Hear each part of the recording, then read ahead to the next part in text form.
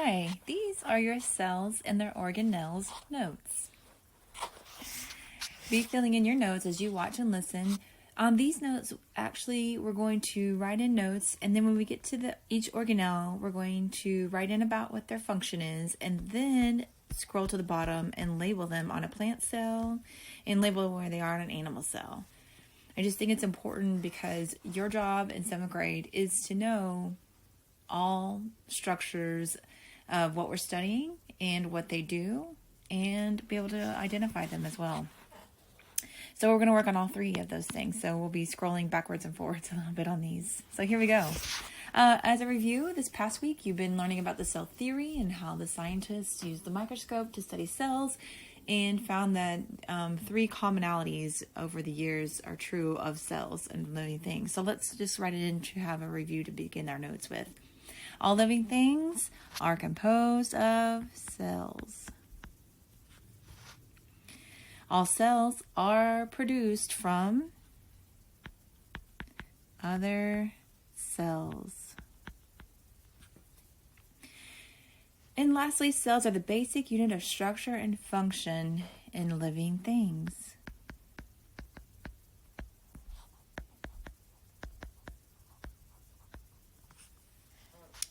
Okay, so we keep mentioning structure and function. I want to make sure that you are clear on keeping those straight. So, quick definition, a structure means the way its parts are arranged.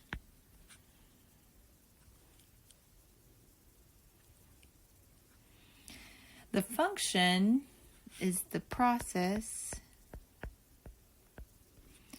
it carries out or its job.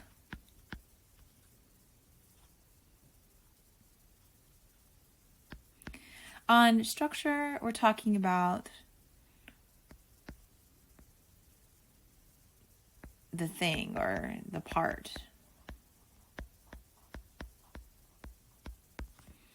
Whether it be cells or an organ or an organ system,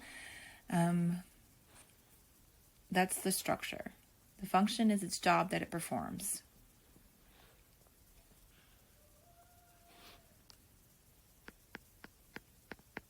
Add that on there. Okay, and then one other thing about cells is that all cells are similar. All cells are similar because they do things such as extracting energy, meaning they get energy from food to help organisms survive. So you're going to see lots of different cells, animal cells, plant cells over the years.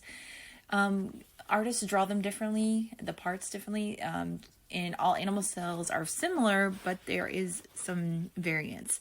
Same thing with plant cells. Okay, so what is an organelle? I've mentioned these are your cell and organelle notes, so let's get a definition of what organelles. Organelle was also on your Quizlet you should have practiced last week, and it's there for you to practice anytime you want in last week's folder, which was the last Monday? I don't know. I have to look at that again, but we'll update you. What is an organelle?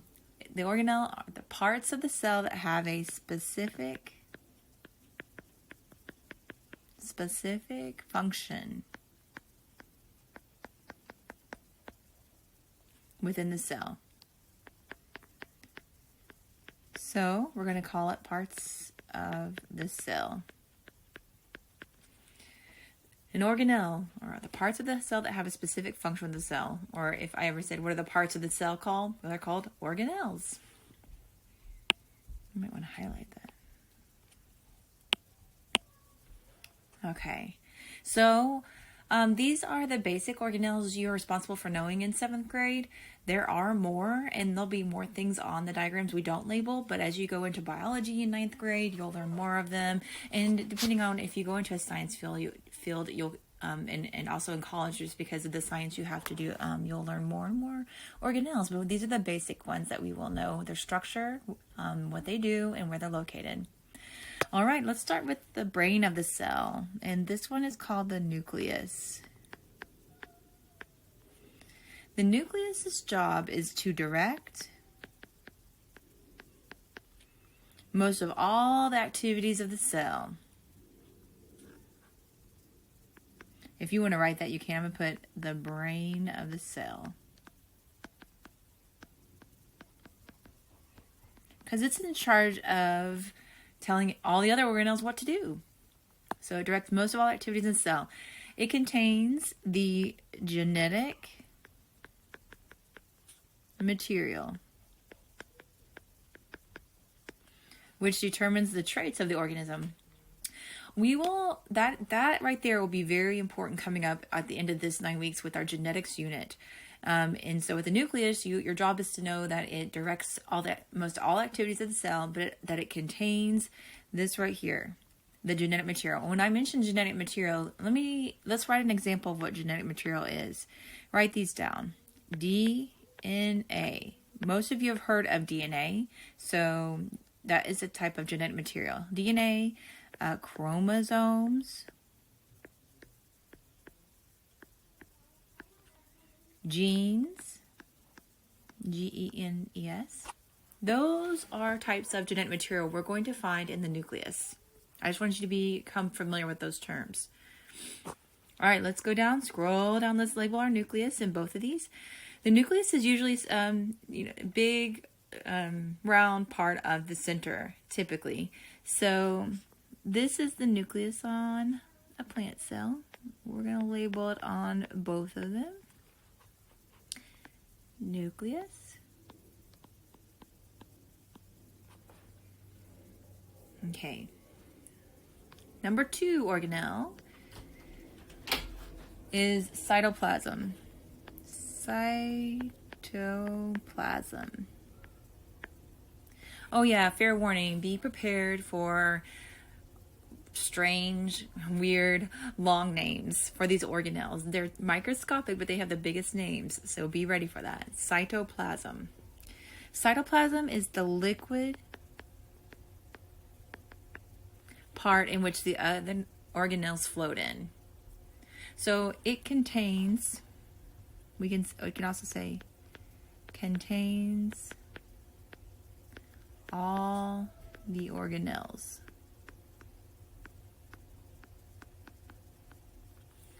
If you want more of a description about its function, I would write that in. Contains all the organelles. Let's go label cytoplasm. Cytoplasm is just the liquid part that all the organelles are floating in. We can pick any of the inside space. I'm going to pick right here.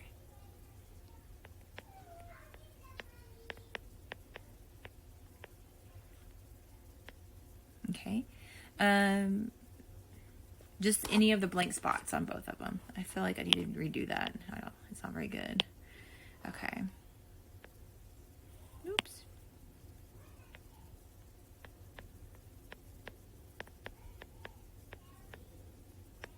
Okay, so that way I can label both of them. Just the empty blank space.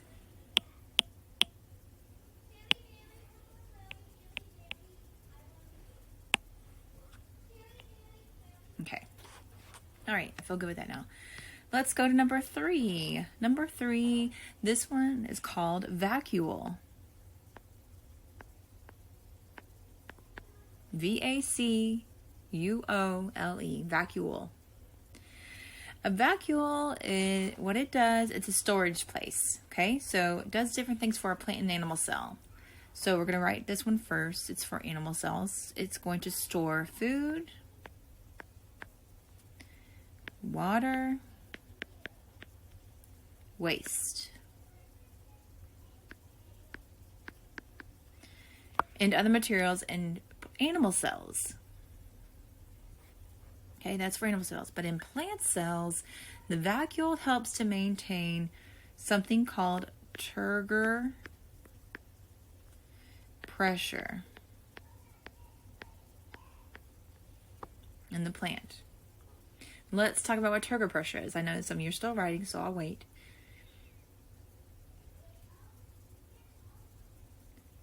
So, turgor pressure, let's write that definition. And you know what? I want to highlight that because you're going to have to come back to it and you're like, I don't know where I remember seeing that. Turgor pressure. It's when the vacuole is full of water. Helps plants to stand tall.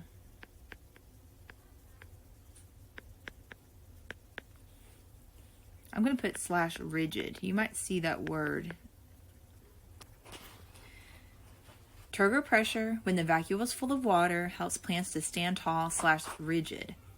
Now, you also I want you to write this in, is the vacuole. Oh, wait. No, we're going to put low turgor pressure equals plant wilts. Low turgor pressure equals plant wilts. So we talked about the word wilt or wilting or wilted means the plant looks droopy, it looks like it's dying, it's not able to stand tall. All right, let's go label on our plant animal cell the vacuoles. Plant cell is super easy to find it. It looks like a big water bubble.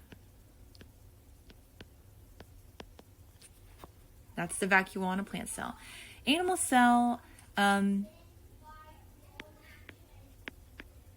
there could be more than one.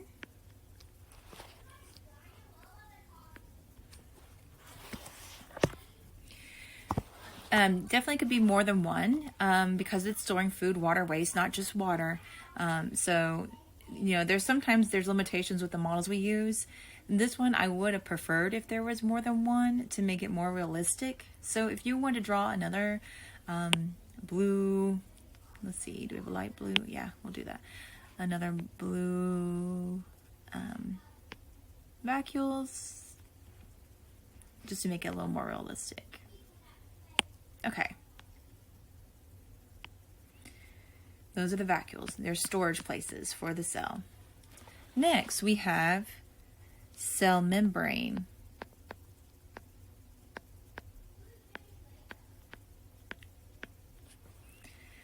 Cell membrane is the outer boundary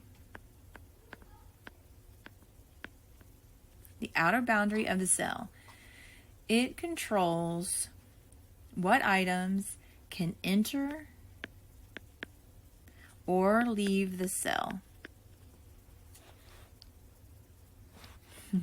It's like the security guard. It says who can come in, who can go out. Well, in this case, it's items. So cell membrane, outer boundary of the cell, controls what items can enter or leave the cell. Now, it is semi-permeable. Let's write that down.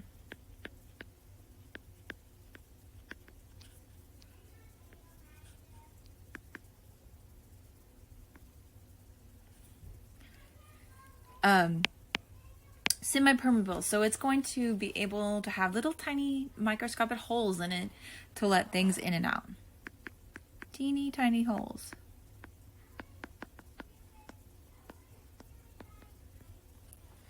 All right. Semi-permeable, that's the cell membrane. Teeny tiny holes. Okay, so let's label a cell membrane on both of them. The cell membrane is the outer boundary right here of an animal cell.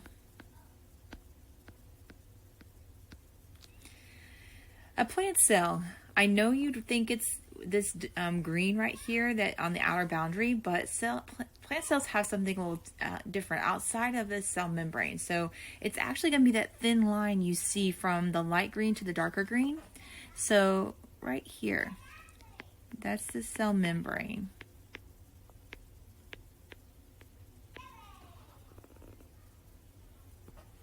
Okay. Ready for another long, hard word on here?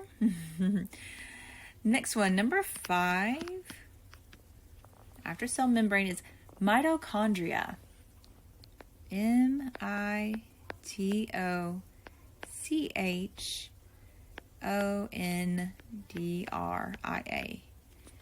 Mitochondria. You're going to hear me probably say this more than once, but in science, a lot of our CHs make a K sound. So mitochondria. I don't know if I could ever have completely silent at my house trying to record notes. Sorry for the children in the background. Okay, so mitochondria. It has a nickname. It is called, write this in, powerhouse of the cell.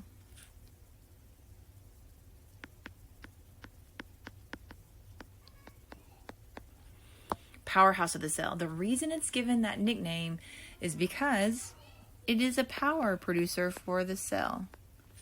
Power producer of the cell. And how they do that is they take glucose, which I'm going to put in parentheses is a sugar, and turn it into energy for the cell to use. Okay, I'll let you write that. I'm going to see about closing this door better so you guys can hear more silent. Okay, we're going to go down and label on our diagrams the mitochondria. Okay, mitochondria, how I always identify them, it's easy for me to find them, is they look like little beans, like maybe brown beans or kidney beans. That's what they look like to me. Okay, little beans. So this is an example of a mitochondria.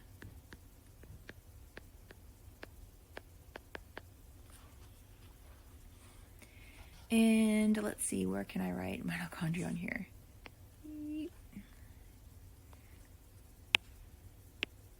Let me make it shorter.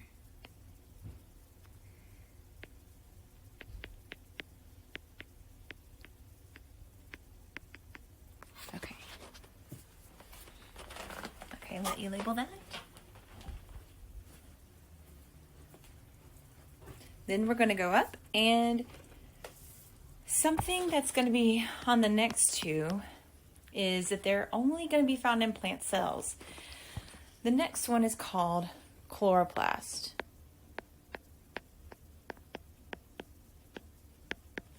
Chloroplast. Again, we have the CH making a K sound. What the chloroplasts do is they collect energy from the sun and use it to convert carbon dioxide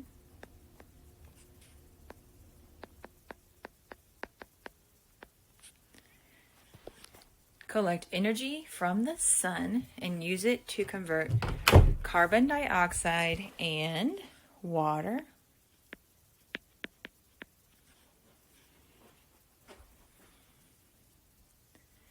into a sugar.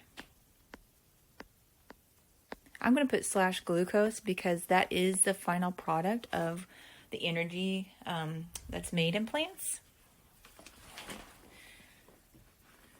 Okay, only in plants. In some algae, which just bringing in a 6th grade term, the autotrophs. Autotrophs. I'm going to read that one more time. Chloroplasts, their job is to collect energy from the sun and use it to convert carbon dioxide and water into a sugar. It's called glucose. Only in plants and some algae, which would be our autotrophs.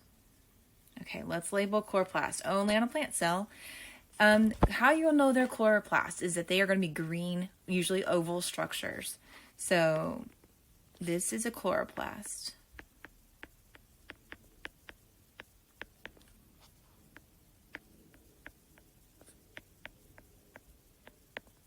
Okay, they're going to be green oval. Because the mitochondria usually are oval in shape, but usually have like a bend, like a kidney bean would. So just to help you identify, maybe you have a black and white diagram to identify. So they are going to be green oval, usually have, I always think it looks like little peas inside, but that model doesn't look like it necessarily. Number 7, only in plants still, it's called a cell wall.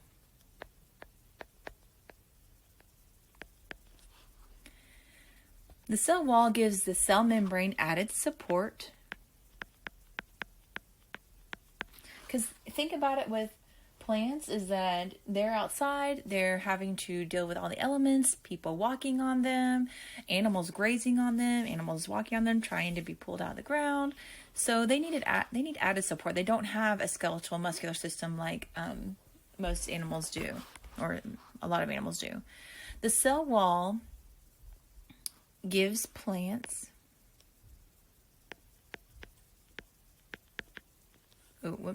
plant cells their box-like shape.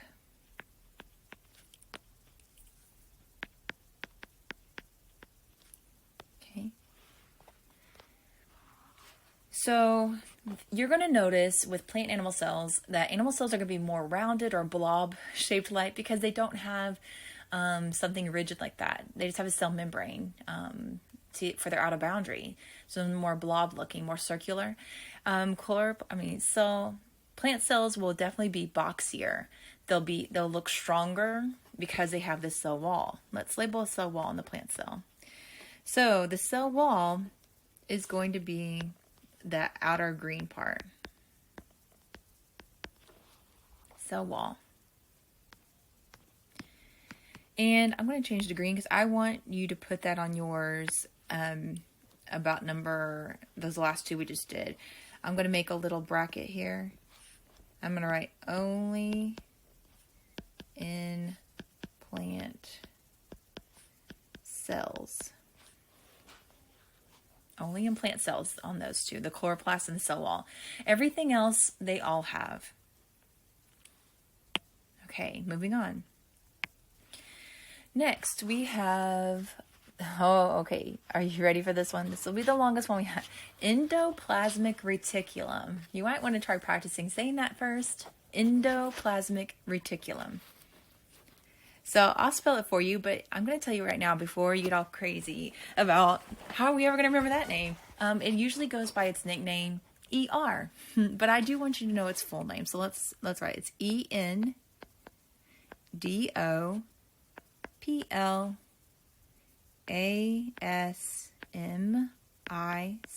endoplasmic. The next word is reticulum, RETICULUM.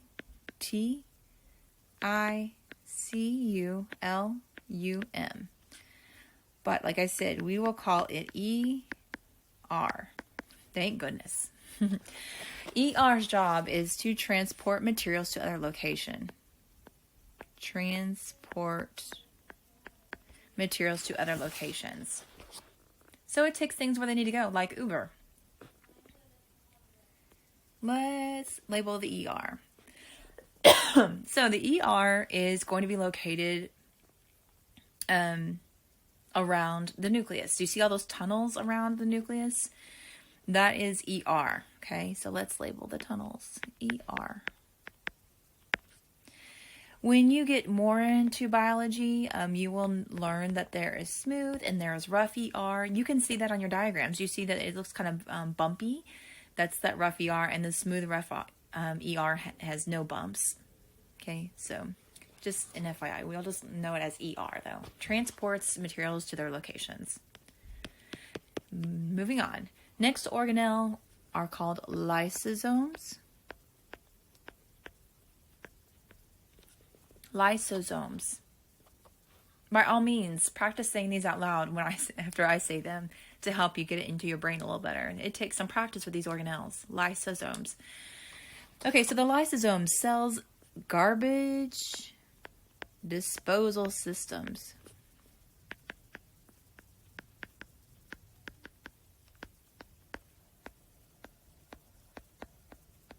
I would put that out next to it about it gets rid of waste. Lysosomes, the cell's garbage disposal system, they gets rid of waste.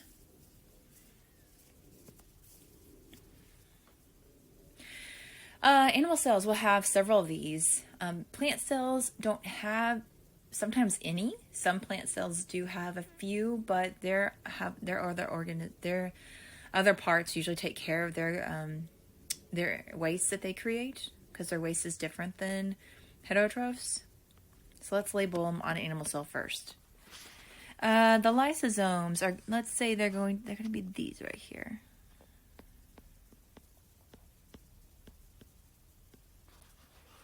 And then they have them on this one. So let's locate it. Lysosome. Gets rid of waste. All right, next one. It's our 10th organelle. It's called a Golgi body. Golgi, Golgi, body. The Golgi body. It receives materials from the ER, packages them, and distributes them to other parts of the cell.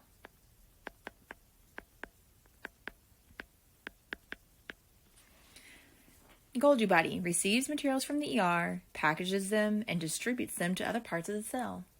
It's kind of like Amazon. They receive orders, they package them up, and send them out where they're supposed to go.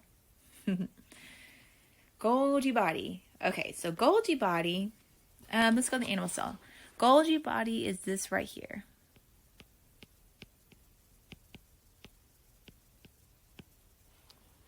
Looks like an ink splat to me. Golgi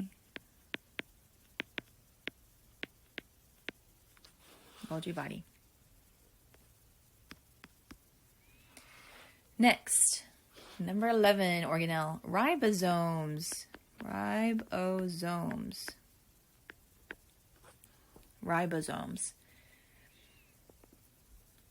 This is where proteins are made.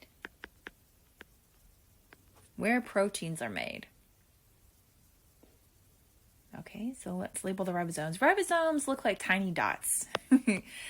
Tiny little dots. So, like these 3 over here on the animal cell, those are going to be ribosomes. That's hard to fit in there. Okay, let's see. Up here on the plant cell, I'm going to go to the top. There's these dots right here. Ribosomes. Let me see if I can get this better over here on the animal cell. Okay. Kind of circled them because when I put my mark there, it kind of makes them look like I'm covering it. So ribosomes, those tiny little dots where proteins are made. Okay, so this last one, only reason I'm giving it to you because it's in our cell song I'm going to give to you later. It's called chromatin. Again, a CH that makes a K sound. CHROMATIN. Chromatin. It's a complex of DNA and protein. So, can you recall where I said you're going to find any genetic information, material like DNA, chromosomes, chromatin? It's going to be found in the nucleus of cells. Found in the nucleus. So, when you go to your diagram, do you see that dark circle inside the nucleus? That's going to be where you're going to have all your genetic material. Or, you could see these little lines. That's chromatin. So I'm just going to label the dark circle. Let's label that chromatin.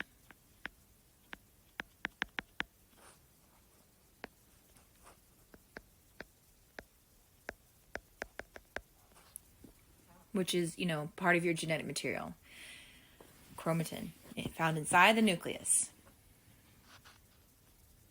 And on your notes, if you... might be a good idea to put that. It's a type of genetic material. Genetic material is supplying the instructions of life. How that cell needs to function, how that cell needs to make a new cell, all of that. Okay, so those are your organelles that you have to know. All the structures, their functions, and where they're located. Now, reminder, cells group together to make bigger things, and so let's this is a good place to put our reminder. I don't know why that T got moved over, but let's do our levels of organization. The smallest unit of life is called cells. That's why that C is there. Cells group together to make something with the T called tissues. Tissues group together to make something bigger, starts with an O, like your heart, your stomach, your liver. They are your organs. Organs, they're going to group together to make something bigger called something with an OS, such as your muscular system, circulatory system, skeletal system. Those are your organ systems.